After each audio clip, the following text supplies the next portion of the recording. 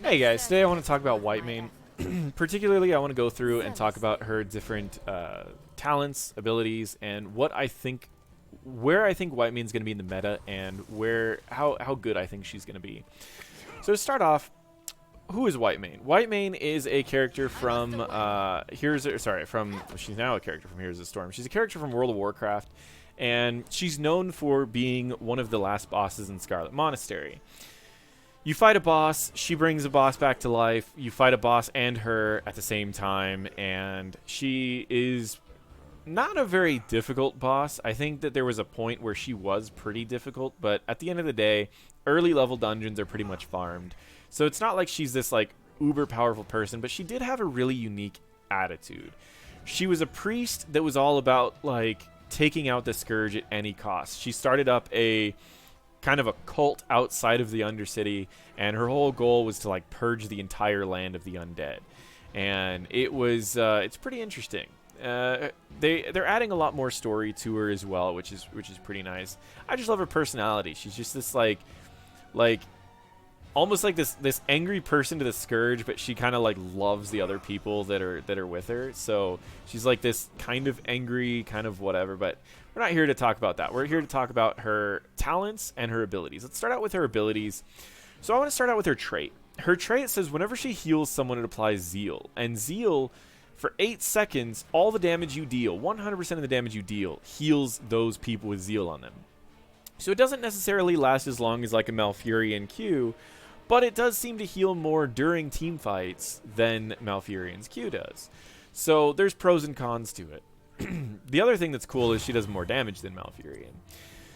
Her next ability is Desperate Plea. Desperate Plea heals a decent chunk, has a pretty much a non-existent cooldown, so you can pretty much mash that ability if you want to. The challenge about mashing the ability is, one, it doesn't heal that much by itself, and it also makes it to where the next time that you cast the ability, it increases the cost. So the first time you cast it, it's 30 mana cost. The next time it's 90, and after that, it's like 150, right?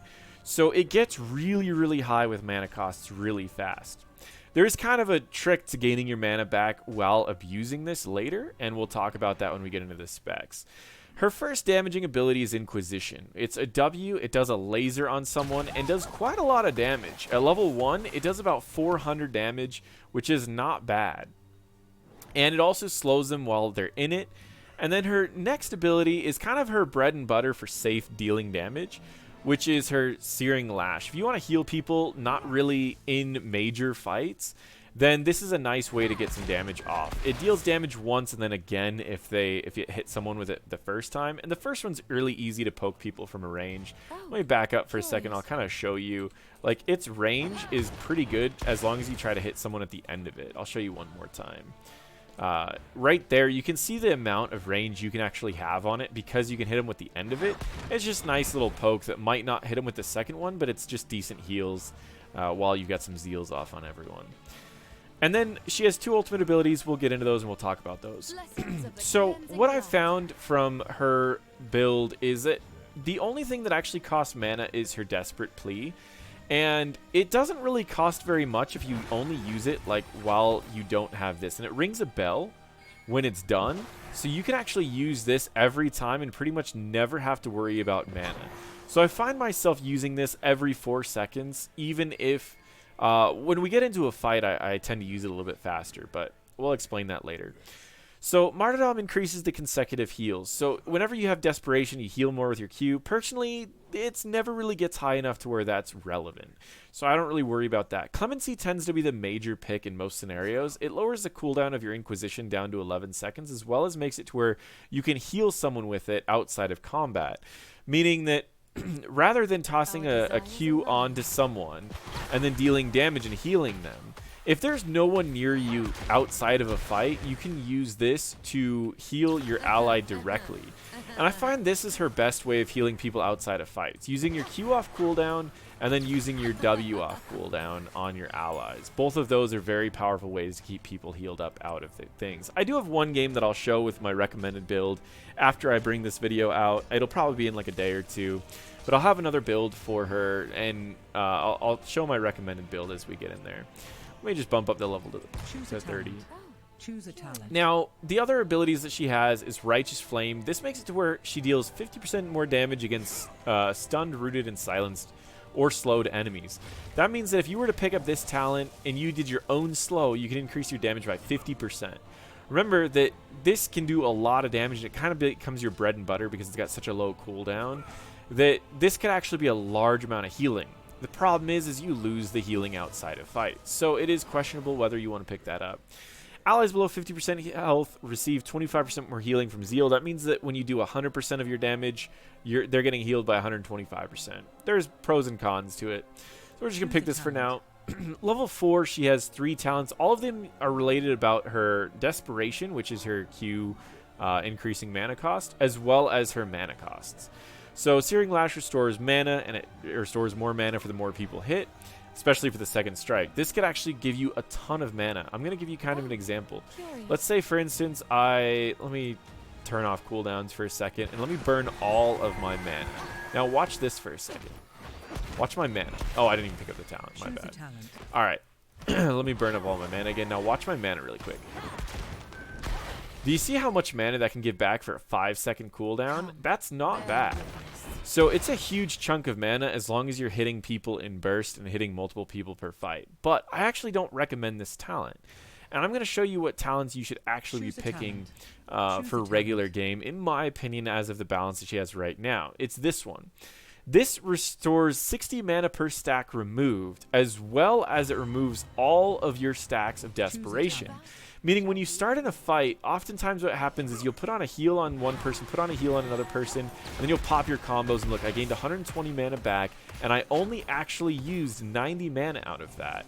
Plus, I'm back to normal Desperation. So if you play this out correctly, you can heal one person, another person, do your combo, and then you can get Desperation back on 2 more people, and then you're back in ready to do some more damage and heal everyone else even more. You can see how much healing I did with that small combo right there. It's a decent chunk of healing, decent chunk of damage, and it keeps your mana very reasonable the entire time. With the lowered cooldown of Clemency, it makes it to where you can constantly be doing this combo over and over multiple times per fight.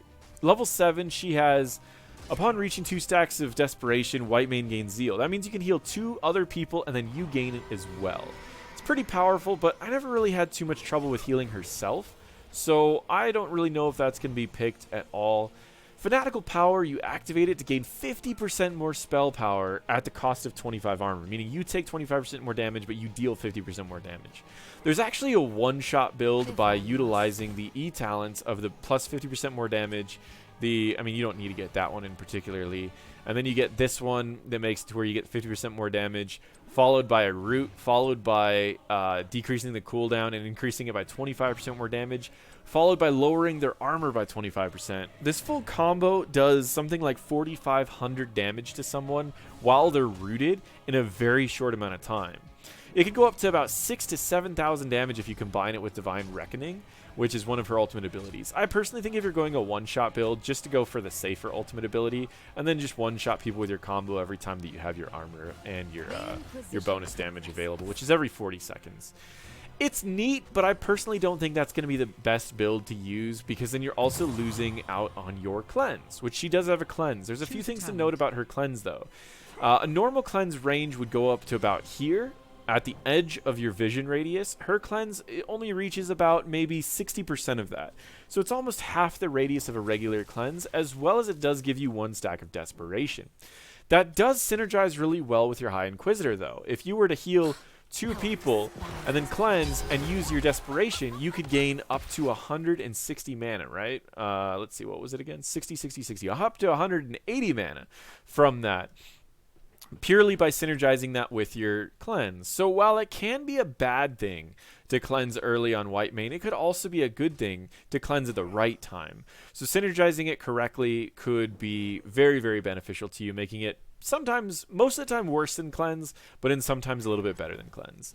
Level 10, she has 2 ultimate abilities. One of them is, it's a 60-second cooldown. It heals everyone for a good chunk, which also applies Zeal to everyone on your team, as well as it grants 40 armor for 4 seconds. Now, unlike an ultimate ability from someone else, they don't need to stay in this zone. you can walk out of the zone and still gain the armor and the zeal, even if you walked out of wherever she used it from.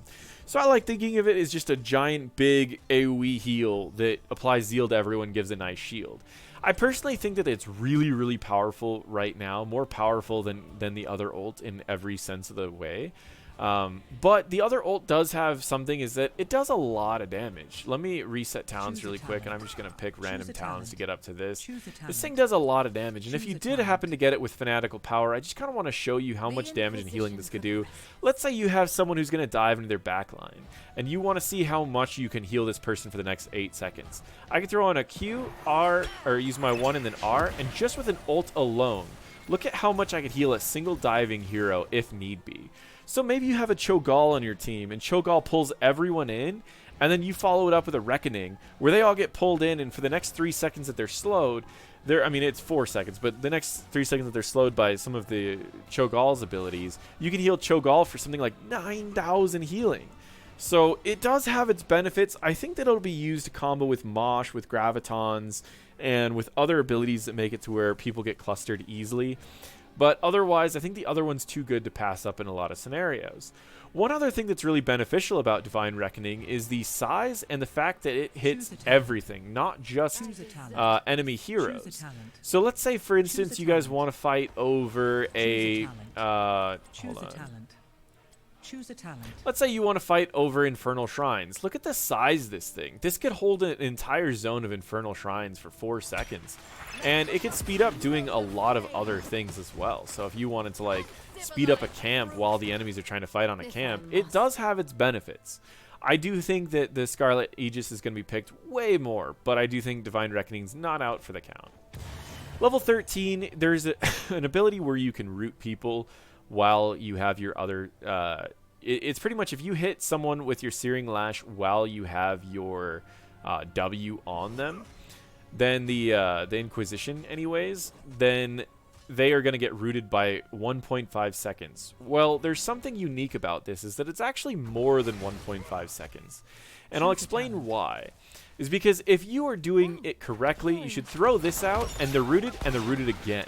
Meaning that technically you can actually root them for a little bit over. It'd be like 1.75 seconds if you do it correctly. So it's pretty nice. I would say it's going to be a pickup in most scenarios, especially if you're going the W talents to lower the cooldown of your W, as it's just going to make it more often that you're going to be able to root people. Having it as an 11-second root is really, really nice, making it a shorter cooldown than Stukov's. The range is pretty low. There is another talent you could pick up, and this is Guiding Light. Guiding Light gives movement speed. So whenever Zeal is applied to allies other than Whitemane, it grants 20% movement speed for 2 seconds. A 20% movement speed boost to someone like a Garrosh can make them move fast enough to where they can flip someone into your team because they now move faster than the enemies. It also can benefit for people who are trying to run away or dive heroes that are trying to stick on an enemy for a long period of time, especially with the amount of healing that she can give to dive hero. She has a Self-Righteous, which allows her to heal herself. Again, I've never really had an issue with her healing herself. It's not too hard to toss a quick Desperate Plea on yourself and start dealing damage to the enemies while running away. So overall, I think these are going to be the 2 major talents that are picked up. The Root is just nice because you can set up kills, and you can do a lot of damage by yourself. So it's really, really powerful. And then also the Guiding Light. Level 16. There are 3 options here that are all pretty valuable. Upon reaching 3 stacks of Desperation, all allies with Zeal are healed for 650 health. That's a huge chunk of health.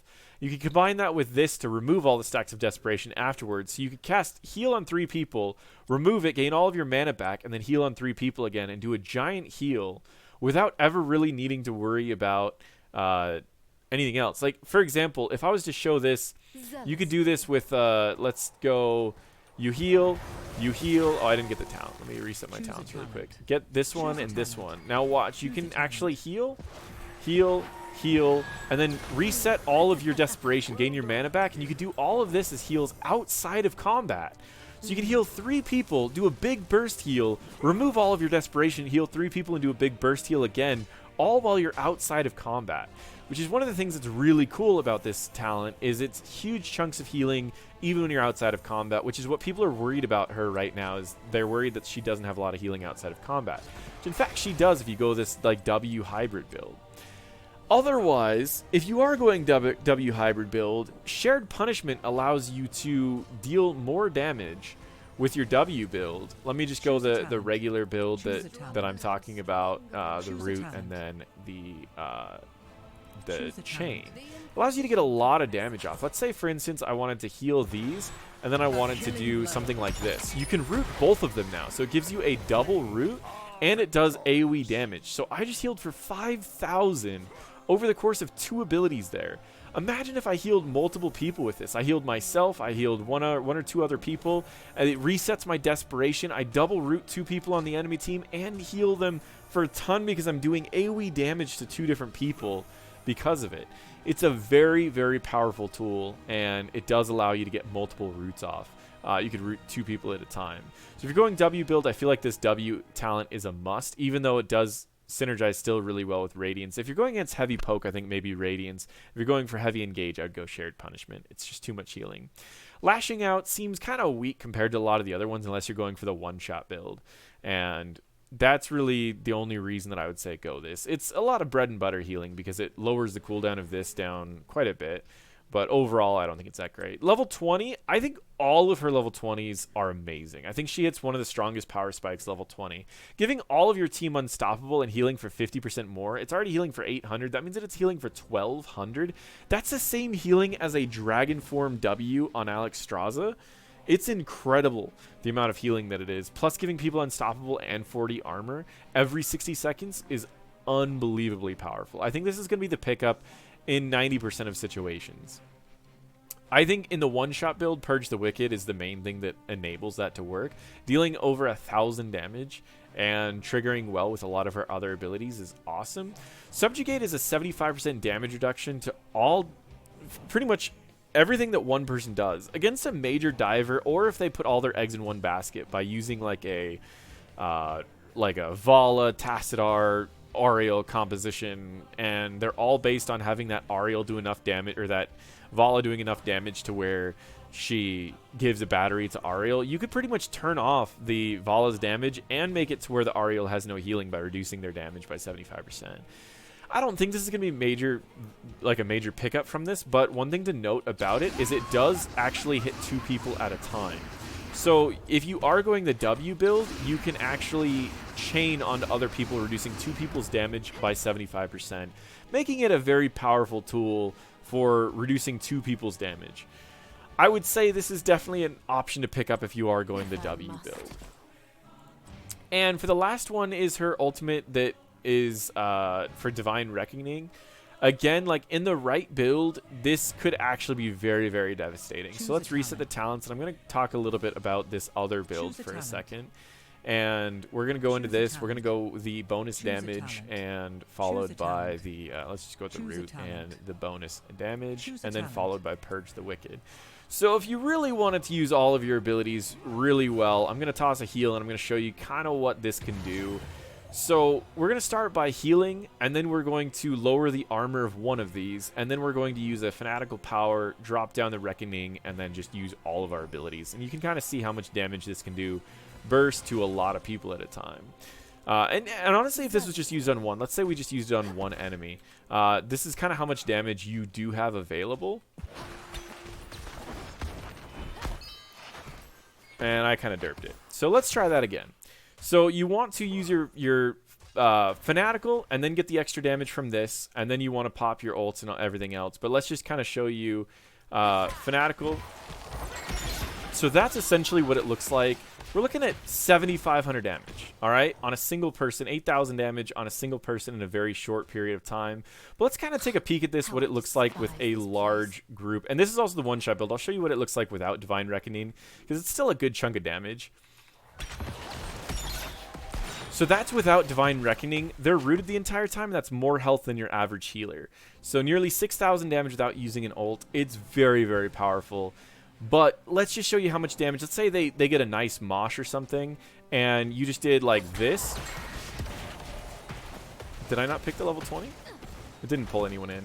Whatever. Doesn't really matter. But that's essentially how powerful it could be. 11,000 damage in a team fight is not bad, and that's also without using a couple other abilities. So She does have a very powerful one-shot build if you wanted to use it, but then you're missing out on cleanse, you're missing out on the healing outside of team fights, and it's just a very risky build in general. So I don't really like it as much, purely because it's like, it's fun that you can one-shot someone. Maybe it works in low ranks, but it's not that fun that you can't heal people outside of fights. So that's a build that I really wouldn't be using that much. Overall, where do I think she stands in the meta? I think that she's going to fill a lot of the positions that Malfurion fills, of the giving a nice heal to a dive hero that jumps in. I think she's going to heal more in team fights than someone like Ariel, and she's still going to do okay outside of team fights. I don't think she necessarily outclasses too many people because she doesn't have as much CC as a lot of other people have, and her cleanse is questionable. I think that it's hard to compare her to another healer, as I think that she works really well in a lot of situations, but she's going to thrive the most in team fights that go for a long period of time because she has ways to keep giant heals out on a lot of people and gain her mana back. So I think she's going to thrive in those really long fights. But she is going to be one of the more difficult heroes to play because if you can't manage her desperation, she's going to burn out of mana very, very quickly. So I will show you one game where I played with her. I was just kind of practicing one of the builds that I liked, and we can kind of go into it and show what it looks like later. But that'll be on my channel in probably a day or two, and otherwise I just kind of wanted to show what her possible builds are and what all of her talents do. This build, one-shot build, I mean, it's like, it's cool, but I just don't know if it's that cool. I really don't know. I mean, it's a lot of damage, 5,800 damage. That's, I mean, you're going to kill every support in the game if you could just land this full combo on any support in the game, which isn't difficult because outside, they're going to be rooted for your E, so they're going to take the full damage from your E. They're going to be slowed from your W, so they're going to take the full damage from your W. And landing these are the same range as your other abilities, so there's really no way to miss this. At level 20, you pretty much just blow someone up. And it even works at earlier levels, too. Like, you could pop Fanatical Power and probably blow someone up a lot earlier. You might not be able to do it alone. But let's say, for instance, you're level 13, you get just the root, and you're deciding, can I blow someone up with just the root? You could pick up these. Again, this one doesn't really matter. Let's just pick up that for now. And Fanatical Power, I don't know if I want to go Wrecking Me. Let's just go Aegis and go into the root. Like, just this alone is scary. They're rooted for this entire thing. That's still 75% of your average healer's health with a single combo by yourself, by a healer. That's really, really powerful. So I do think that we may see that one-shot build pop up in lower ranks, or by people who just really want to blow someone up for whatever reason, really want to add damage, maybe in a reset composition. Imagine if you did this with like a Genji or a Tracer, where you could do 75% of someone's health really quick while they're rooted, and you have like a Genji who gets a reset off of it with his E, or you have a Li Ming. She may be able to replace like the Kerazims in those compositions, as Kerazim was picked up to like quickly get someone low while a Li Ming and a Genji dive on and get that reset. Now we might have another healer who could do that. The problem is you don't really have much healing outside of fights, so you give up a lot of power by not doing that. But that is Whitemane. Just figured I would kind of show it with everyone, show what I personally think of her builds. I think the build that she's going to be going is more the E build. So we'll see how it goes. Thank you all for watching. I really appreciate it. I know this was a little bit longer, but I started watching some of the other YouTubers that were kind of doing these talent and ability walkthroughs, and they usually get around an hour long. So I think that this isn't too long when you compare it to a lot of theirs. But thanks again for watching. Really appreciate it. Feel free to subscribe, and I will be coming out with a Whitemane video. One of the games that I played with her, I did pretty well with, so I'll be coming out with a video for her in the next couple days.